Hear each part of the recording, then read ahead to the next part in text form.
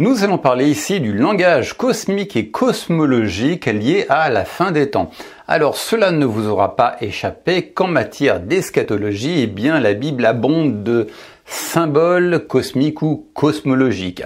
Et on va commencer par les nuées.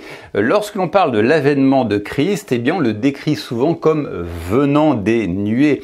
Lisez ce premier passage. En effet, comme l'éclair part de l'Orient et brille jusqu'en Occident, ainsi sera l'avènement du Fils de l'homme. Où que soit le cadavre, là s'assembleront les aigles.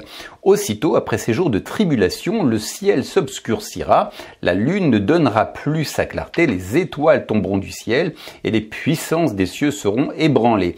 Alors le signe du Fils de l'homme paraîtra dans le ciel, toutes les tribus de la terre se lamenteront, et elles verront le Fils de l'homme venir sur les nuées du ciel, avec beaucoup de puissance et de gloire. Alors déjà, vous aurez noté ces expressions. On parle de ciel qui s'obscurcit, de lune qui ne donne plus de sa clarté, d'étoiles qui tombent du ciel, de puissance des cieux qui sont ébranlés. Et enfin, et là l'expression qui m'intéresse, c'est le Fils de l'homme qui vient sur des nuées du ciel avec beaucoup de puissance et de gloire. Alors déjà, il faut comprendre le contexte, de quoi parle-t-on? Donc on parle de l'avènement. Qu'est-ce que l'avènement de Christ? Eh bien, ce sont deux choses.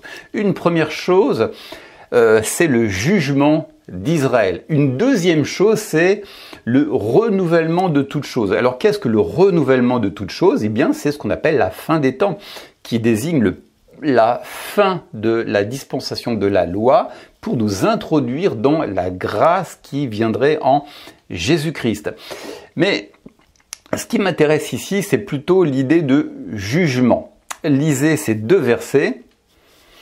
Comme il voyait venir au baptême beaucoup de pharisiens et de sadducéens, il leur dit « Race de vipères, qui vous a appris à fuir la colère à venir ?» Autre verset, Jésus leur répondit « En vérité, je vous le dis, quand le Fils de l'homme, au renouvellement de toutes choses, sera assis sur son trône de gloire, vous de même qui m'avez suivi, vous serez assis sur 12 trônes et vous jugerez les 12 tribus d'Israël. » Donc, lorsque l'on parle de l'avènement de Christ, de quoi parle-t-on? Du jugement d'Israël. Là, je vous ai donné deux versets, mais vous en trouverez bien d'autres. Alors, pour en revenir au terme de nuée, qui est souvent associé à l'avènement qui lui-même est associé au jugement d'Israël, eh bien, le terme nuée, ce n'est pas un terme nouveau, c'est un terme qui est déjà abondamment utilisé dans l'Ancien Testament pour décrire l'intervention de Dieu. Donc, c'est un terme qui est couramment utilisé dans le langage prophétique. Lisez ces quelques versets. L'Éternel descendit dans la nuée, se tint là auprès de lui et proclama le nom de l'Éternel. Moïse dit encore, Israël, aucun Dieu ne ressemble à ton Dieu, avec puissance il vient à ton aide en traversant le ciel, à cheval sur les nuages. Menace sur l'Égypte, voici l'Éternel monté sur une nuée rapide, il vient en Égypte, les faux dieux de l'Égypte frémissent devant lui et le cœur des Égyptiens défaille en eux.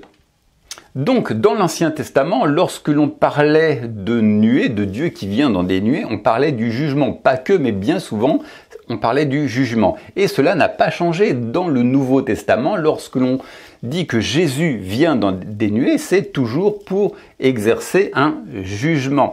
Mais il faut aussi savoir que si Dieu jugeait dans l'Ancien Testament, eh bien, il a remis tout jugement à son Fils. Lisez ce passage. En effet, comme le Père ressuscite les morts et les fait vivre, de même aussi le Fils fait vivre qui il veut. De plus, le Père ne juge personne, mais il a remis tout jugement au Fils, afin que tous honorent le Fils comme ils honorent le Père. Celui qui n'honore pas le Fils n'honore pas le Père qui l'a envoyé. En vérité, je vous le dis, celui qui écoute ma parole et qui croit à celui qui m'a envoyé a la vie éternelle et ne vient pas en jugement, mais il est passé de la mort à la vie. En vérité, je vous le dis, l'heure vient, et c'est maintenant, où les morts entendront la voix du Fils de Dieu. À ceux qui l'auront entendu, et ceux qui l'auront entendu vivront. En effet, comme le Père a la vie en lui-même, ainsi il a donné au Fils d'avoir la vie en lui-même, et il lui a donné le pouvoir d'exercer le jugement parce qu'il est le Fils de l'homme.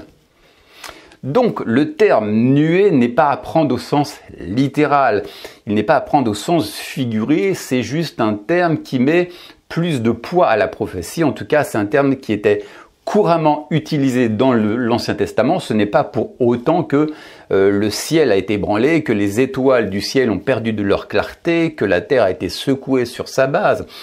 Non, pourtant, ce qui n'empêche pas que les prophéties se soient réalisées. Les prophéties sont bien réelles, mais les termes utilisés, les termes emprunts au langage cosmique ou cosmologique font juste partie du langage prophétique. Alors, bien entendu, il y a eu quand même quelques signes qui se sont manifestés dans les cieux et dont j'ai déjà parlé dans une autre vidéo qui s'appelle « Les 5 signes terribles de la fin des temps ». Et Flavius Joseph, d'ailleurs, qui était un historien contemporain du 1er siècle et qui a assisté aux événements prophétisés dans l'Apocalypse, et bien lui-même témoigne avoir vu certaines choses dans les cieux. Néanmoins, le terme nuée est plus à prendre au sens métaphorique. La plupart des chrétiens aujourd'hui s'imaginent qu'il faut prendre ça au sens littéral. Lorsque l'on parle du millénium, par exemple, on ne parle pas de 1000 ans à proprement parler. Lorsque l'on parle de bête de l'Apocalypse, il s'agissait en fin de compte d'un symbole pour décrire le gouvernement romain. Lorsque l'on parle de Babylone, il s'agit à nouveau, c'est une Babylone symbolique, hein. Donc toutes les images utilisées dans le livre de l'Apocalypse, et bien d'ailleurs dans le Nouveau Testament, ne sont pas à prendre au sens littéral, ce sont des symboles. Lisez maintenant cet autre passage. « Car les étoiles et leurs constellations ne feront plus briller leur lumière. Le soleil s'obscurcira dès son lever, et la lune ne fera plus luire sa lumière. C'est pourquoi j'ébranlerai les cieux, et la terre sera secouée sur sa base. Par le courroux de l'Éternel des armées et par le jour de son ardente colère. » Il s'agit donc d'un passage de l'Ancien Testament, et lorsque vous étudiez ce passage dans son contexte, vous comprendrez que l'on parle de la conquête des Mèdes sur Babylone. Et effectivement, les Mèdes ont conquis Babylone. Cette prophétie s'est donc bien réalisée.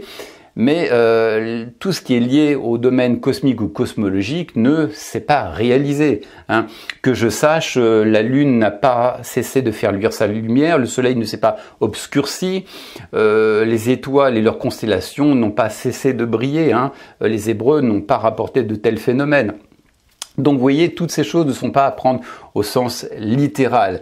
Jésus ne va pas venir au travers de nuées, c'est juste un terme qui désigne en définitive son jugement lors de son avènement. Voilà, c'est tout ce que j'avais à partager avec vous aujourd'hui et je vous donne rendez-vous pour une prochaine vidéo. Ciao!